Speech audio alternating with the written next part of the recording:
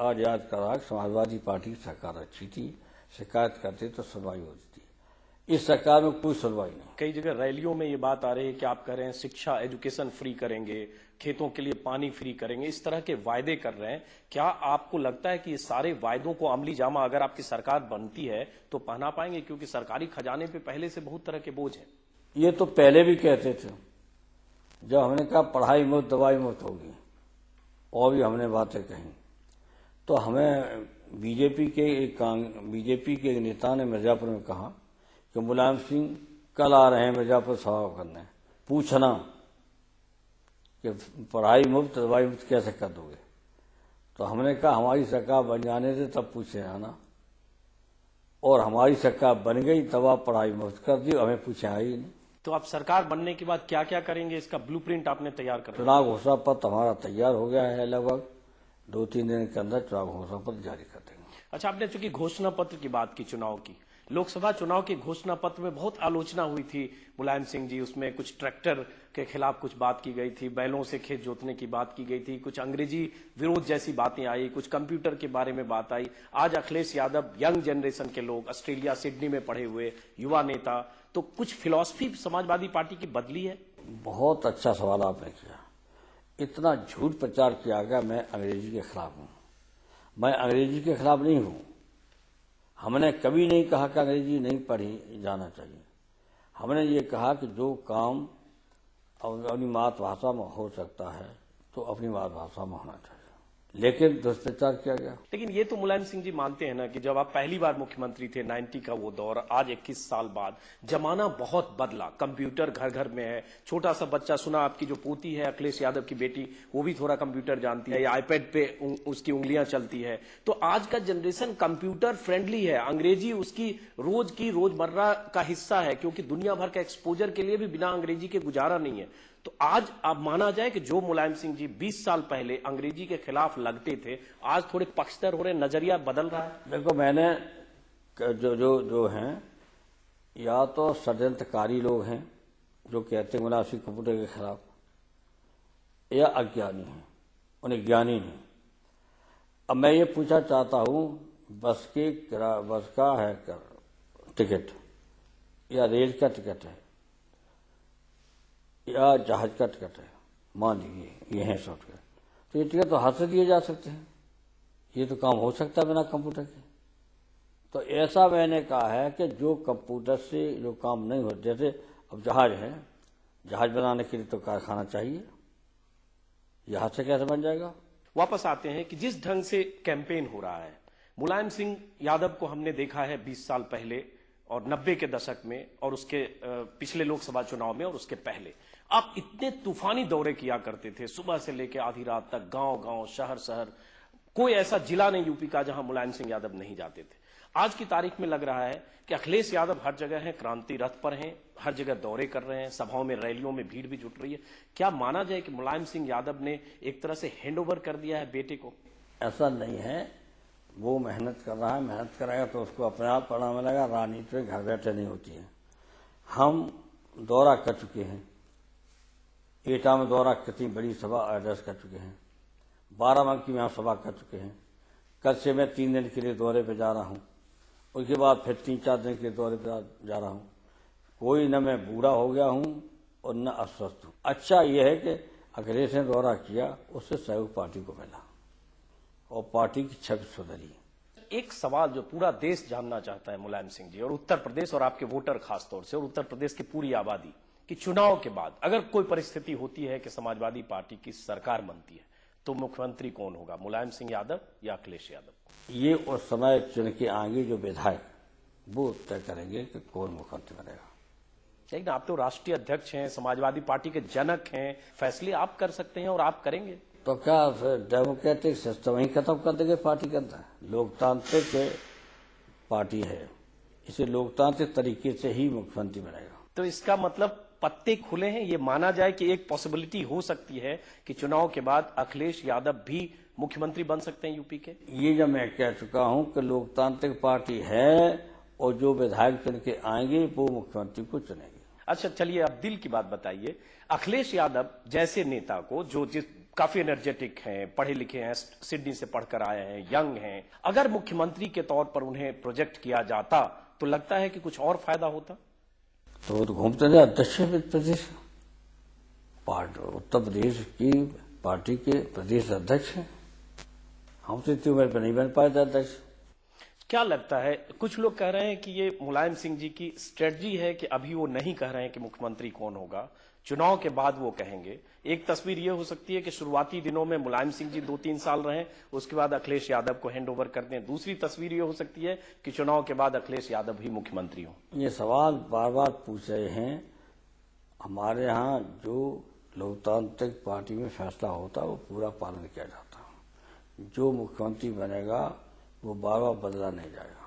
अच्छा मुलायम सिंह जी, एक परसेप्शन जो हाल में बना है 2-3 साल में और खास तौर से पिछले 3 महीनों में, कि पार्टी के बड़े फैसले अखिलेश यादव कर रहे हैं, चाहे वो टिकट बांटना हो, टिकट काटना हो, चुनाव प्रबंधन हो, तो ये परसेप्शन सच है? कहां तक सच है? नहीं, सारे फैसले नहीं कर रहे हो।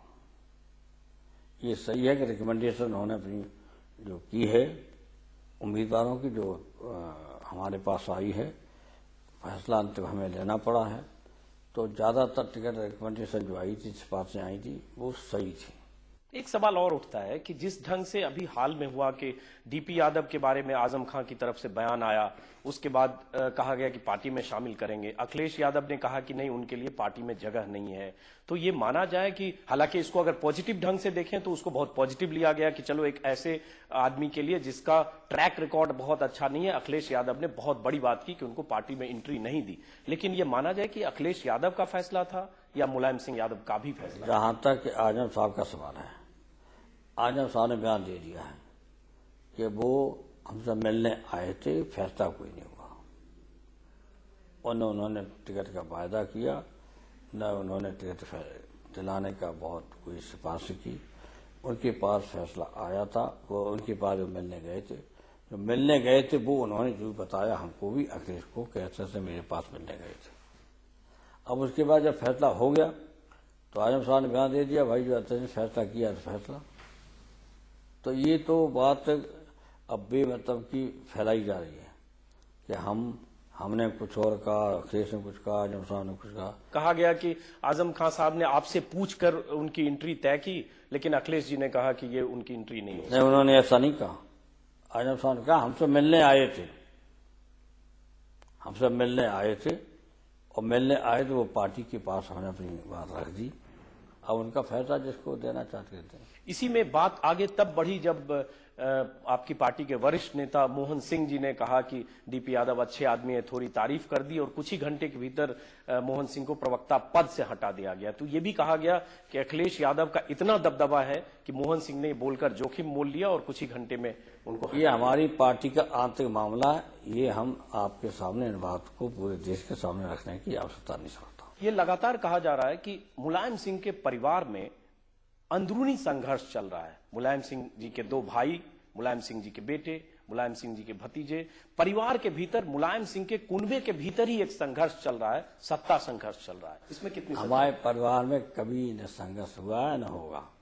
कहा जा रहा है कि जो आपके 2 भाई हैं, शिवपाल यादव, राम गोपाल यादव, वो अब तक आपके बिहाफ में या आपके साथ मिलकर उत्तर प्रदेश की राजनीति में या समाजवादी पार्टी को संचालित करने में उनकी अहम भूमिका थी। पिछले कुछ सालों से और खास करके कुछ महीनों से, जब से अखिलेश यादव आए हैं, तब से कमांड उनके हाथ में चली गई है। तो उसमें से एक चाचा सुनते हैं नाराज हैं, एक चाचा अखिलेश के साथ हैं।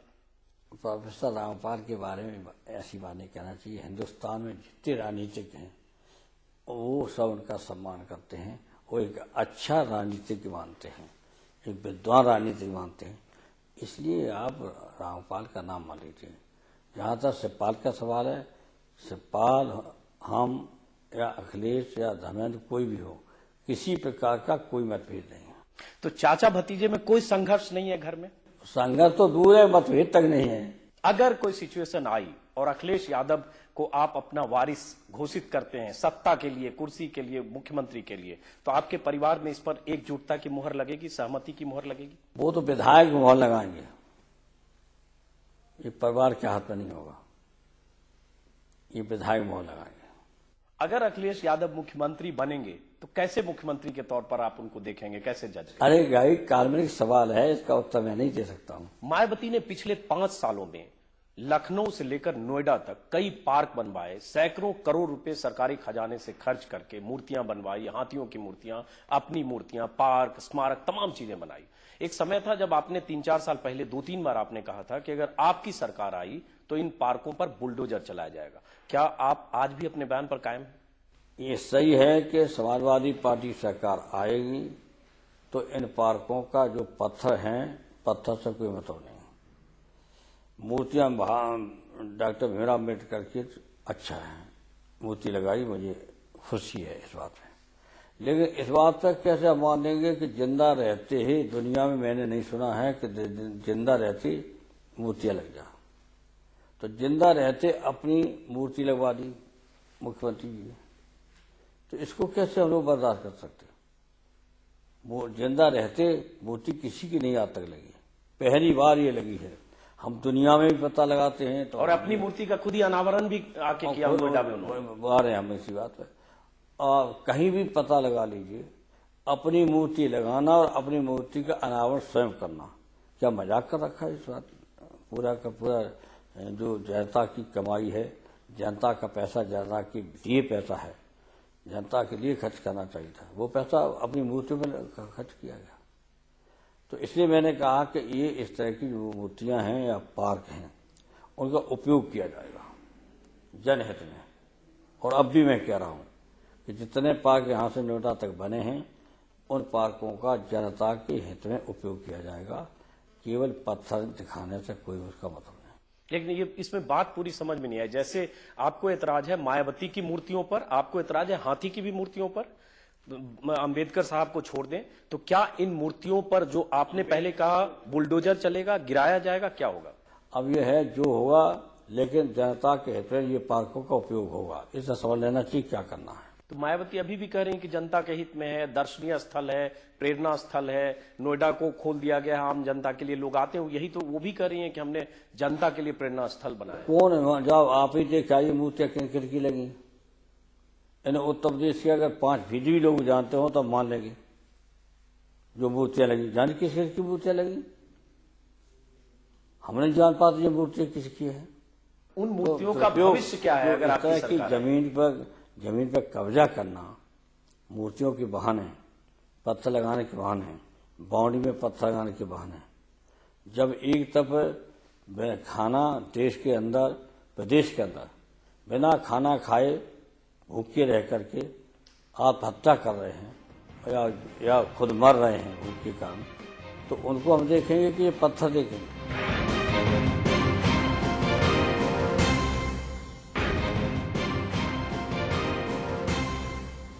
पिछले चुनावों को हम देखें, लगातार हमने देखा है, लोकसभा चुनाव, असेंबली चुनाव, 2002 का चुनाव, उसके पहले का चुनाव, आपके मंच पर सितारों का कई बार जमघट होता था। चुनावी रैलियों में जया प्रदा से लेकर जया बच्चन तक, संजय दत्त, अमिताभ बच्चन भी